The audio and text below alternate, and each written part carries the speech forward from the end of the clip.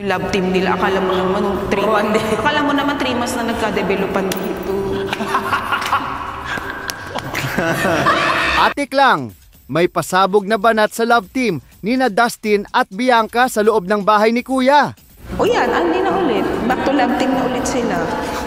Sorry, my God, Usap-usapan ngayon online ang naging pahayag ni Atik lang sa loob ng bahay ni Kuya tungkol sa tambalan ni na Dustin at Bianca. Sa isang pagtitipo ng mga housemates matapos ang isang task na hindi nila matagumpay na naipasa. Naianay nila matad din ang padayta ng tila hindi napigilan ni Atik lang ang kanyang saloobin. Ang galing talaga ng PBB. Gusto kong magsalita ng masasamang words.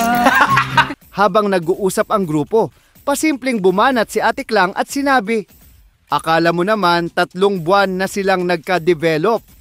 Kasunod pa nito, ang isa pang patama na, "Tingnan nyo, balik love team na sila ulit." Marami ang nakaramdam ng konting disappointment sa tono ni Klang, lalo't siya ang naging leader ng task at umaasa ng mas seryosong teamwork mula sa lahat. Mga isa, sineryoso naman yung paghihiwalay yung love team nila. Akala mo naman 3 months na nagka-developan dito. Sa kabila nito, napansin ng mga housemates na muling bumalik ang sweetness ni na Bianca at Dustin, na tila ba nakalimutan ang pressure ng task at mas pinili ang kilig moments. Maraming netizens ang nakarelate at agad na nagbigay ng kani-kanilang opinion sa social media. Tila may halong selos, frustration at katotohanan ang mga sinabi ni Atik lang. Kaya naman trending ang eksenang ito sa social media at nagiging bagong hot topic sa loob ng PBB House.